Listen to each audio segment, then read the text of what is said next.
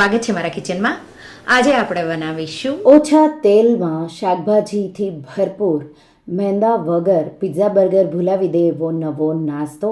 બાળકોથી લઈ મોટા બધાને બહુ જ ભાવશે અને એકદમ સરળ છે બનાવવાનું.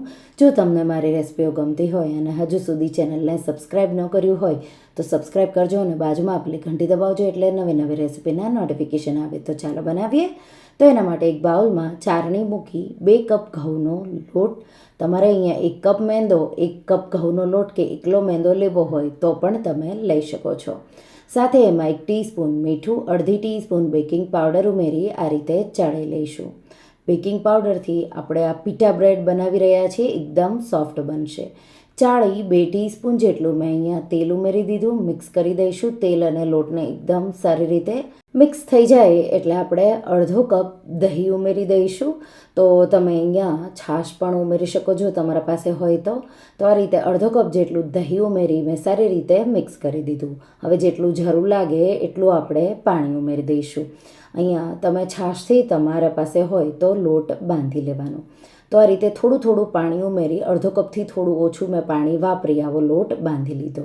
થોડું અમથું તેલ આ રીતે છાંટી દઈશું અને લોટને થોડો સારી રીતે મસળી લઈશું. થોડો મસળાઈ જાય એટલે આપણે એને ઢાંકી અને 10 મિનિટ જેવો રેસ્ટ થવા દઈશું. તમે 5 મિનિટ જેટલો રેસ્ટ થવા દો તો પણ ચાલે.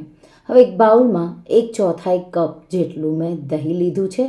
સાથે એમાં 2 ટીસ્પૂન ધાણા જીરું પાવડર, 1 ટીસ્પૂનથી થોડું ઉપર લાલ મરચું પાવડર કે પછી તીખાશ તમને જોવે એ રીતે મેં અહીંયા કાશ્મીરી લાલ મરચું લીધું છે. અડધી ટીસ્પૂન આદુ મરચાંની પેસ્ટ, 1 ચપટી હળદર, અડધી ટીસ્પૂન મીઠું, 1 teaspoon chilli flakes, 1 teaspoon oregano અને સાથે 1 ટીસ્પૂન જેટલો ચાટ મસાલો, 1 ટીસ્પૂન જેટલું તેલ, 1 ચપટી જેટલી હિંગ અને 1 ચપટી જેટલો અજમો હાથેથી મસળી આ રીતે ઉમેરી અને એકદમ સારી રીતે મિક્સ કરી દઈશું. તો સિમ્પલ એવું આ મેરિનેશન મેં મારા રીતે તૈયાર કર્યું છે. તમે આમાં તમારે કસૂરી મેથી, થોડું લીંબુ ગમે તે ઉમેરવું હોય એ ઉમેરી શકો છો. તો મેં મિક્સ કરી દીધું એકદમ સારી રીતે. હવે 200 ગ્રામ પનીરના ટુકડા, ઓછું તમારે જોવે પનીર તો 100 ગ્રામ પનીરના ટુકડા પણ ઉમેરી શકો છો. મિક્સ કરી દઈશું એકદમ સારી રીતે. તો આ રીતે મેં કોટ કરી લીધું અને મિક્સ થઈ ગયું.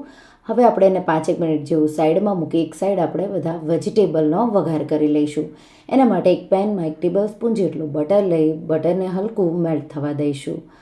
2 થી 3 ટીસ્પૂન આદુ મરચાંની પેસ્ટ ઉમેરી એને આપણે 1 મિનિટ જેવું સાતળી લઈશું. તો સ્લો ટુ મીડિયમ ફ્લેમ પર હું સાતળી રહી છું. અહીંયા તમે લસણ ઉમેરતા હોય તો લસણની પેસ્ટ અને ડુંગળી તમે ઉમેરવી હોય તો ડુંગળી પણ ઉમેરી શકો છો.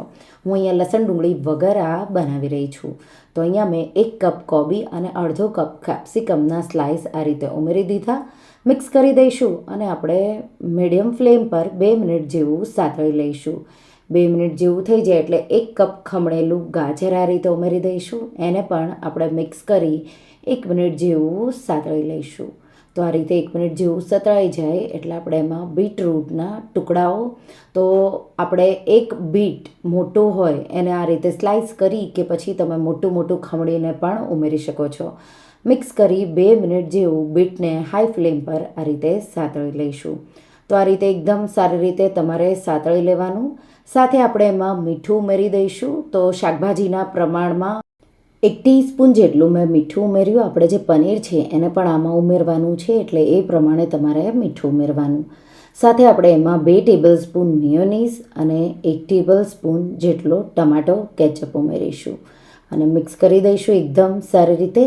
અહીંયા તમે કાજુની પેસ્ટ પણ ઉમેરી શકો છો જો તમારે મેયો ન વાપરવો હોય તો. અને ગળપણમાં થોડો ગોળ ઉમેરવાનો, ટમાટો કેચઅપ તમે સ્કીપ કરી શકો છો. હવે જે પનીર મેરિનેશન કર્યું એ ઉમેરી દઈશું અને એકદમ સારી રીતે મિક્સ કરી દઈશું. તો આ રીતે તમે જોઈ શકો છો આ જે સ્ટફિંગ છે એ ખૂબ જ ટેસ્ટી અને બહુ જ સિમ્પલ એવું. લાસ્ટમાં 1 ચીઝ ક્યુબ, તો નાનું ચીઝ ક્યુબ જે આવે એ આ રીતે આપણે ખમણી લઈશું અને મિક્સ કરી દઈશું. ગેસની આંચ બંધ કરી દઈશું. તો એકદમ સારી રીતે મેં મિક્સ કરી દીધું અને આપણે એને સાઈડમાં મૂકી દઈશું. તો આ સ્ટફિંગ છે તમે રેડી કરી અને રેફ્રિજરેટરમાં પણ મૂકી શકો છો. હવે જે લોટ આપણે બાંધ્યો હતો એને લગભગ 10 મિનિટ જેવું થઈ ગયું છે. આપણે લોટને થોડો મસળી લઈશું. તો થોડું જો લાગે કે સોફ્ટ થઈ ગયો છે તો થોડો તેલવાળો હાથ કરી અને ખૂબ જ સારી રીતે મસળી લેવાનો. થોડો આ રીતે મસળાઈ જાય એટલે આપણે એનો એક મોટો લુવો કરી અને એના આપણે 8 પીસીસ કરીશું. તો આ રીતે જેટલો જરૂર લાગે એટલો સૂકો લોટ છાંટી અને આ રીતે લુવો કરી લેવાનો. તો લોટ જ્યારે તમે મસળો તો જો તમને જરૂર લાગે કે લોટની જરૂર છે તો થોડો છાંટતા જઈ અને ખૂબ જ મસળી લેવાનો. અને આ રીતે નાઇફના મદદથી, તો મને હજી થોડા સૂકા લોટની જરૂર છે, લોટ થોડો આવો ઢીલો રાખવો જરૂરી છે. તો પીઠા બ્રેડ આપણે જે બનાવીએ એકદમ સોફ્ટ અને ફૂલેલા બનશે. તો આ રીતે મેં 8 પીસીસ કરી લીધા. હવે આપણે એના આ રીતે લુવા કરી લઈશું. તો આ રીતે તો એકદમ આ રીતે પરફેક્ટ રાઉન્ડ તમારે લુવા કરી લેવાના. સૂકો લોટ પ્લેટમાં પણ છાંટી દેવાનો અને આ રીતે મેં બીજા બધા પણ લુવા તૈયાર કરી લીધા. હવે પાટલી પર સૂકો લોટ છાંટીશું, એના પર બનાવેલો એક લુવો મૂકી દઈશું, એના પર પણ થોડો સૂકો લોટ છાંટી અને હવે જાડી નાની પૂરી હોય એવી આપણે વણી લેવાની છે. તો ડિપેન્ડ તમે લોટના લુવા કેટલા મોટા નાના બનાવ્યા છે એ પ્રમાણે. તો આ રીતે મોટી પૂરી જાડી આ રીતે વણી લેવાની. તો વણાઈ જાય એટલે આપણે એને સાથે સાથે શીખતા પણ જઈશું. તો આ રીતે હું બીજી સાથે વણતી જાઉં છું. એના માટે મેં નોનસ્ટિક તવો ગરમ કરી લીધો છે. ઉપરવાળો ભાગ પહેલાં નીચે આ રીતે નાખીશું. તો એકવાર તવો ગરમ થઈ જાય પછી મીડિયમ ફ્લેમ રાખી 30 સેકન્ડ જેવું મેં થવા દીધું. બીજી સાઈડ આપણે 1 મિનિટ જેવું મીડિયમ ફ્લેમ પર થવા દેશું. અને હવે હલકું આ રીતે પ્રેસ કરી મીડિયમ ફ્લેમ પર આ રીતે ફૂલી જાય ત્યાં સુધી આપણે એને શેકીશું.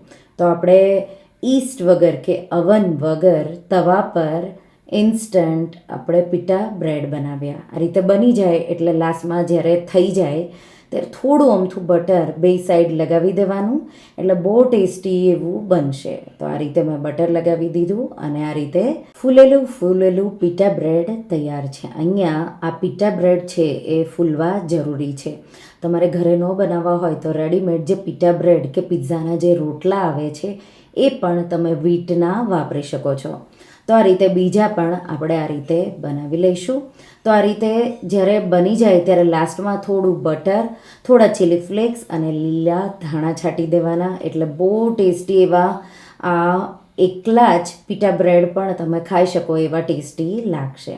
તો આ રીતે મેં બે સાઈડ બટર લગાવી દીધું, થોડા લીલા ધાણા, થોડા ચીલી ફ્લેક્સ છાંટી દીધા. તો આ રીતે હું 8 જેટલા આપણા બધા જ પીઠા બ્રેડ રેડી કરી લઈશ. તો આ રીતે તૈયાર છે અને હવે આપણે એને અસેમ્બલ કરવાનું છે.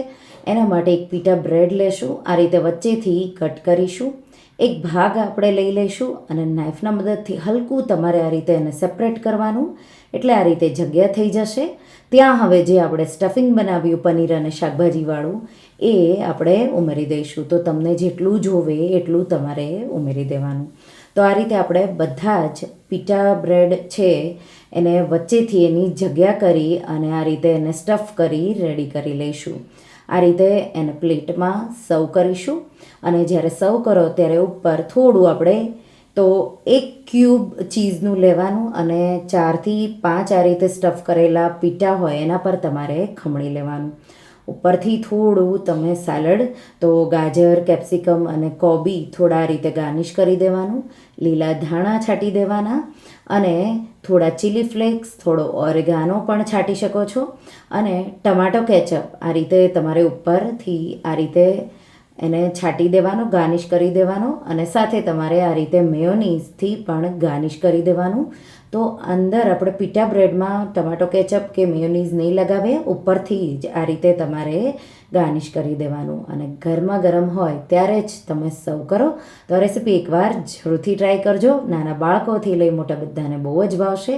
તમે લંચ બોક્સમાં કે બાળકોને કાંઈ નવું ખાવાનું મન થાય કે તમને કાંઈ નવું ખાવાનું મન થાય તો પિઝા બર્ગર ભૂલાવી દે એવા વેજ ફલાફલની રેસીપી જરૂરથી ટ્રાય કરજો.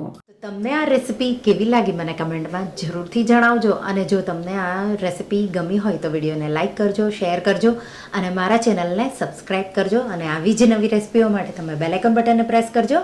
Thank you for watching.